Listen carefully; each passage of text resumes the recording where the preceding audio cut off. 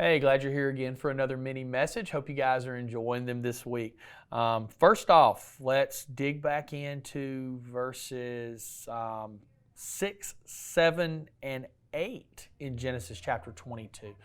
As we're continuing kind of crawling slowly through the story of Abraham sacrificing Isaac. Let's look at verse 6. Abraham took the wood for the burnt offering and placed it on his son Isaac, and he himself carried the fire and the knife.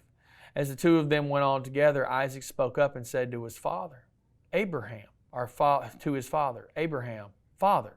Yes, my son, Abraham replied. The fire and the wood are here, Isaac said, but where is the lamb for the burnt offering? Abraham answered, God himself will provide the lamb for the burnt offering, my son. And the two of them went on together. So this is a fascinating little part here because Isaac begins to ask some questions. And Isaac here isn't a small kid, okay? Isaac here is probably a teenager, is what a lot of scholars think. I've seen some that even take him up to the place of being 30 years old.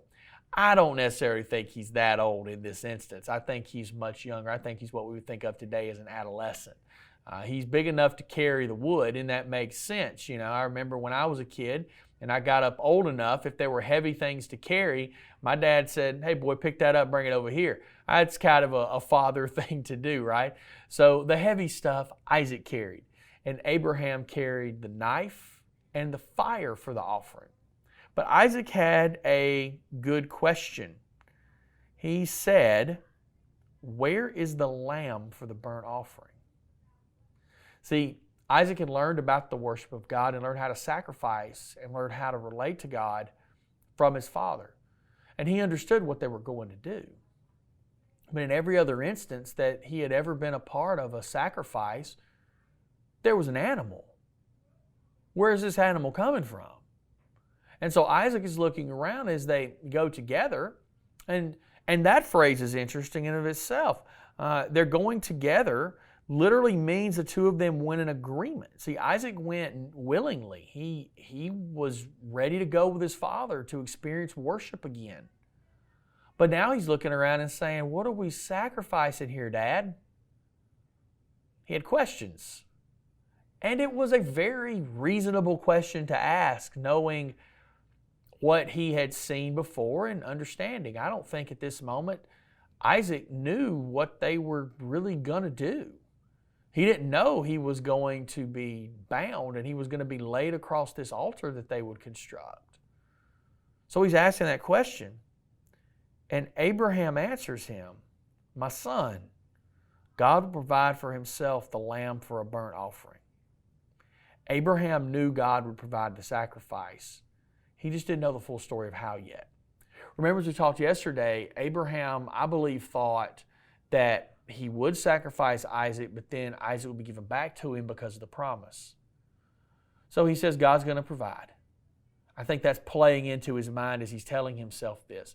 God is faithful. God will provide. God's promises can be counted on. Look, I have this son. It makes no logical sense that I even have this son, but here he is. So God's not going to take him away from me.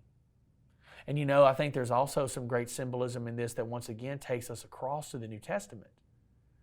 In that God provided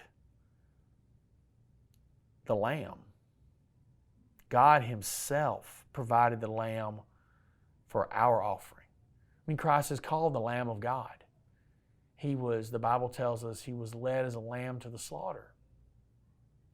He was that ultimate sacrifice that the Father provided for us, and the Son willingly went. Just as Isaac willingly climbed up that hill with his father, Jesus would willingly go up that hill. He would willingly go to Calvary too. It's a beautiful symbolism there. And it's beautiful trust from the Father to the Son, from the Son to the Father, and from Abraham to God. We can count on God. We can trust him. Even in the midst of the most difficult moments, he's there. You guys have a great day, and we'll talk to you again real soon.